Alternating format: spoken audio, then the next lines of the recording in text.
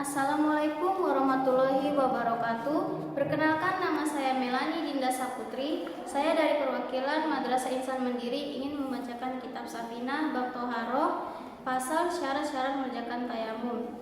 Syurutut tayamumi asyaratun. Syarat-syarat mengerjakan tayamum ada 10. Wa an yakuna biturabin. Yang pertama, bertayamum menggunakan tanah. Wa an yakuna turabu tahiran. Yang kedua, menggunakan tanah yang suci tidak terkena najis. Wa an yakuna musta'malin. Yang ketiga, tanah yang tidak pernah dipakai sebelumnya. Wa an la yukhalitahu dakikun wa nahwuhu. Yang keempat, murni dari campuran yang lain seperti tepung dan seumpamanya.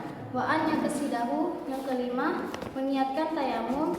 Wa an yamsaha wajhahu wa yadayhi bidarbataini. Yang keenam, menyapu muka dan kedua tangan dengan dua usapan berbeda. Wa an yuzilan najasata awwalah. Yang ketujuh, menghilangkan segala najis di badan terlebih dahulu.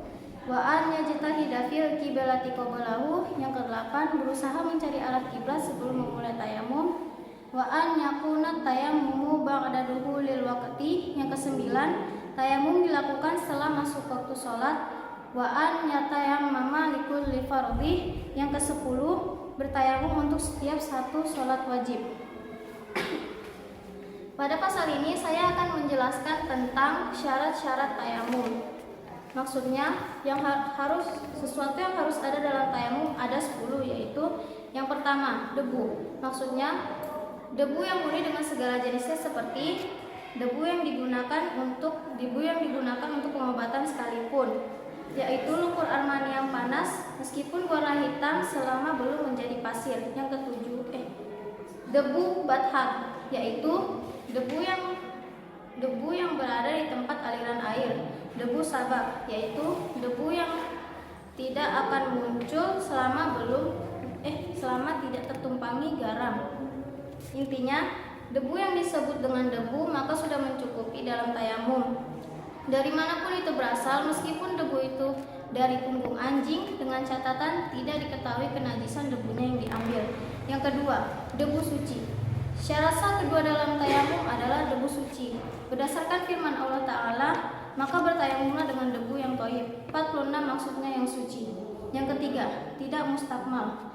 Maksudnya, syarat sah ketiga dalam tayamum adalah debu yang digunakan bukanlah debu yang mustakmal, yakni debu yang telah digunakan untuk menghilangkan hadas dan menghilangkan najis mughalathah. Yang keempat, tidak bercampur dengan sesuatu, yang maksudnya debu yang digunakan untuk tayamum tidak tercampuri oleh gandum, zakfaran, gamping, dan mukholid atau benda-benda yang lain yang dapat mencampuri, meskipun hanya sedikit, karena dapat mencegah debu dari mengenai anggota tubuh yang diusap sebab tebalnya benda yang mencampuri tersebut.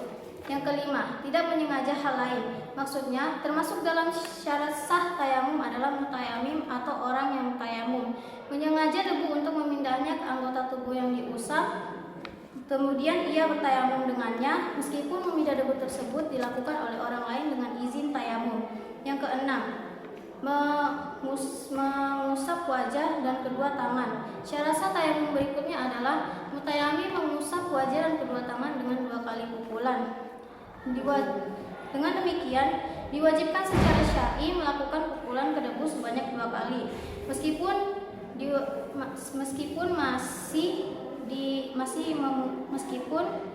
secara logis masih memungkinkan bertayamum dengan satu pukulan melalui sarana kain dan selainnya.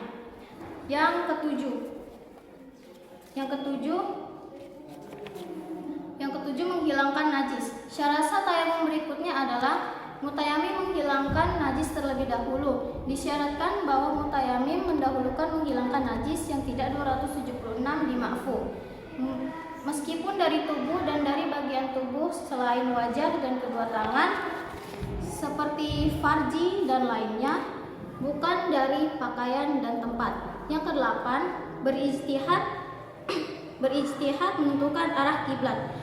Yang kesembilan, setelah masuk waktu sholat.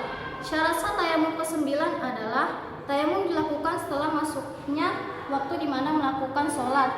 Di di dalam waktu tersebut dihukumi sah karena tayamum adalah toharo darurat, sedangkan tidak ada darurat sebelum masuk waktunya.